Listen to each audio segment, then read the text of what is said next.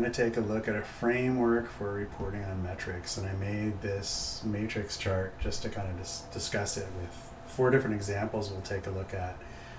With marketing objective, whether it's around awareness, lead generation, on or offline sales, and what kind of key performance indicators you'd want to take a look at if you were reporting on these to the higher ups. So let's take a look at a couple. And I'm going to kind of review. First is the awareness section. And in awareness, we want to take a look at reach. How many people are you getting your ad or your messaging in front of? How many potential customers might you have based on who sees your display ads, for instance? And you'd also definitely want to take a look at the frequency at which those ads are showing up as well in front of those people that you might want to be selling to. Here's a quick and simple example. I type in chess sets on Google.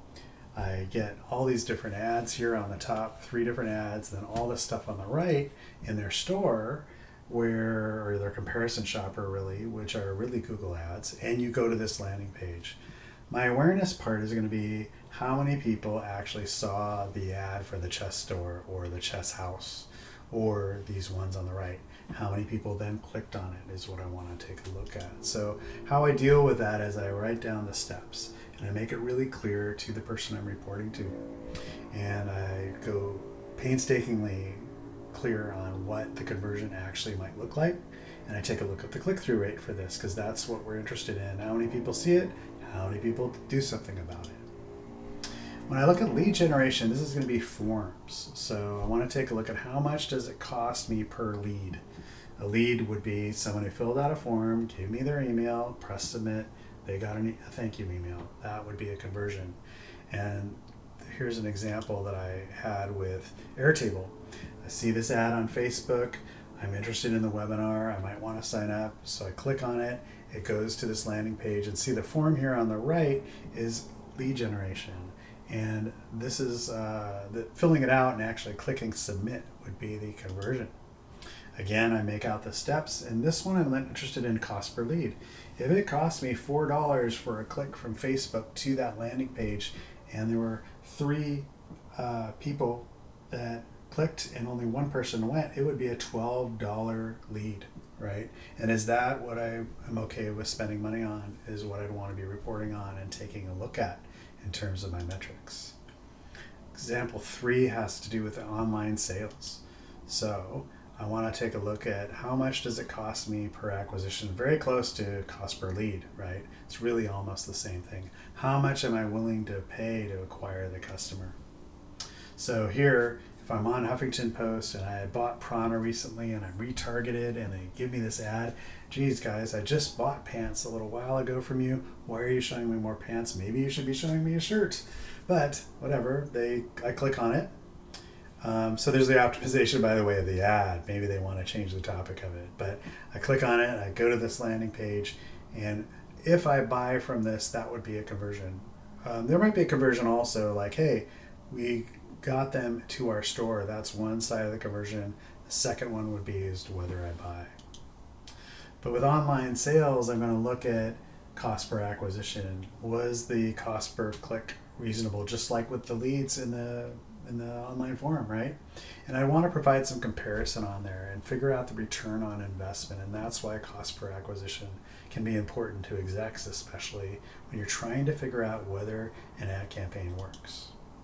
Finally, with offline sales, here I'm looking at messaging that might have to do with a brick and mortar store. Are my average sales in my store going up because I'm putting a certain message out all over the place, whether you're paying for the ads or not? And the example I have, I'm looking at Core Power Yoga here in Santa Barbara. Their main website says we're open. They've just gone through the pandemic. They want to make sure people know they're open, so they're putting that message out. Now, if more people are signing up for classes, there are more students in the studio, there's more sales in the store, then I would say this messaging campaign, making sure people knew that we're open, that we did on Facebook, Instagram, on our website, maybe even in ads, was successful, right? So that's part of it too. You want to look at brick and mortar metrics as well. Here is another, the steps I took. Again, that I'd want to take a look at. The users see the ad, they visit the store actually offline, and I'd want to take a look at the number of sales, the visits, the amount of people that actually signed up for classes, and that would be the cost per acquisition that I'd want to look at, right? And then finally, we want to provide context to that metrics reporting. So remember when I was talking about ads and we wanted to look at that step one, there's one set of metrics there. There's a second for consideration because it might involve social media or a website and people learning about things more. And then finally, that conversion. So I might even want to provide this kind of a context, whether it's the customer journey or a sales funnel. So that's what I had for tonight. Quickly, I'm going to go through a Google Ads reporting example for a company I worked with where I took a look at the click-through rate in Google Analytics at 8.95 is a really good click-through rate. I'm going to want to report that. Here's the reach, the impressions, 1843 for that month. That would be what I want to report on. And I can also take a look at the graphs and see what the average cost per click was, what the total cost was, and whether that was important. I use these Kanban boards to kind of break everything down to take a look at what metrics to review, what the context was, and the reporting. And then finally, when it really gets down to a base level, if you had 162 clicks with 80 purchases and it's $40 per tub, you made $320, but you paid 192 for clicks. Well, if 162 people visited your website and 80 people bought, maybe you want to increase that 80 to 105 for next month, right? So that your acquisition cost is lower, right? So the more people that click and then buy, your acquisition cost goes down and you'd be happier. So that's what we're looking for. That's what we want to report on. We want to zero in on cost, but also effectiveness.